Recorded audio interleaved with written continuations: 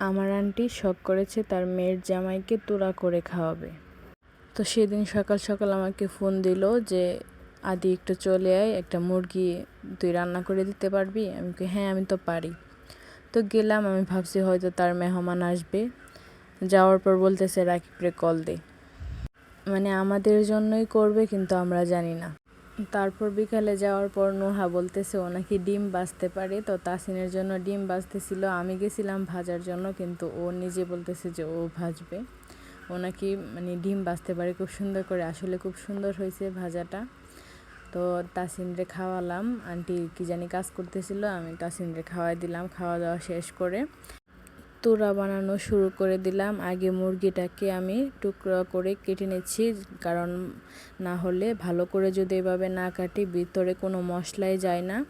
আর এভাবে কাটলে ভাজার পর খুব সুন্দর দেখতে লাগে আমার কাছে। সবসময় আমি এভাবে কাটার চেষ্টা করি।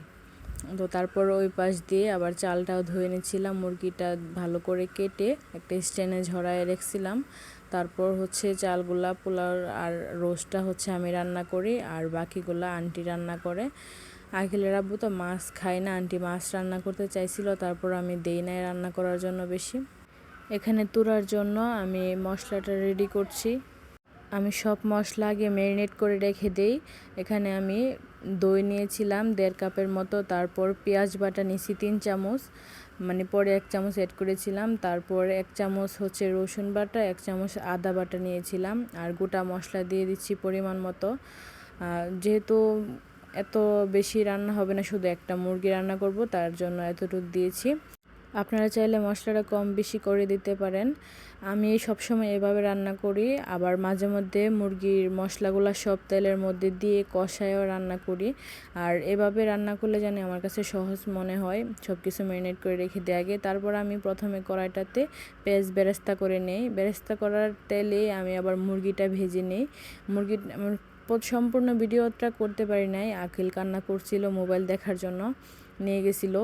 তারপর পেঁয়াজ বেরেস্তা তোলার পর মুরগিটা ভাজার পরে এই যে মশলাটা মেখে রেখেছিলাম ম্যারিনেট করে, এই মশলাটা দিয়ে কতক্ষণ কষিয়ে তারপর হচ্ছে আস্তা মুরগিটা দিয়ে দিই। তারপর উপরে কাঁচামরিচ এবং পেঁয়াজ বেরেস্তা দিয়ে ঝোলটা শুকানোর পরে নামিয়ে ফেলি। রোস্ট রান্না করে একদম সহজ, মানে আমার কাছে সব থেকে সহজ মনে হয় রোস্ট আর পোলাও রান্না করা। আর আকিলের আব্বুর সবচেয়ে পছন্দের খাবার হচ্ছে রোস্ট আর পোলাও।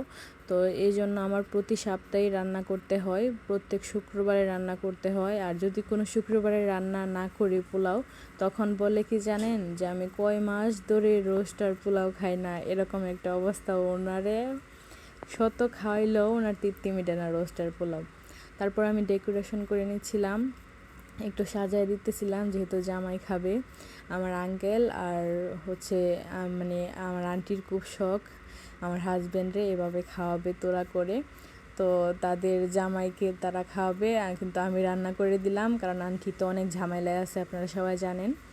ভাষা চেঞ্জ করা নিয়ে সে মানে কত ব্যস্ত বলার মতো না, কিন্তু আমি শুধু এতটুকুই রান্না করেছি, আর বাকিগুলো আন্টি রান্না করেছে। গরুর মাংস আর মাছ বোনা আন্টি করেছিল, আরও দেশি মুরগি রান্না করেছিল। এগুলো খাবারগুলো অনেক মজা হয়েছিল। আলহামদুলিল্লাহ 50 জনের মতো রান্না আমি একাই করতে পারি।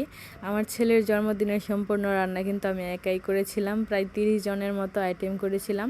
আমি কাজকে ভয় পাই না, রান্না বান্না করতে আমার কাছে খুবই ভালো লাগে। অবশ্যই ভিডিওটা শেষ পর্যন্ত দেখার জন্য অনেক অনেক ধন্যবাদ আপনাদেরকে। আমার ছেলের কাণ্ড দেখেন, সারাক্ষণ আমার জামা ধরে টানাটানি করে, এই জন্য আমি আরও কাজ করতে পারি না, নাহলে আমি অনেক কাজ করতে পারি মাশাল্লাহ। তারপর আমরা খাওয়া দাওয়া শেষ করে বাসায় চলে আসলাম। আখিল দেখেন ড্রাগন ফল দেখে কেমন ভয় পাচ্ছে।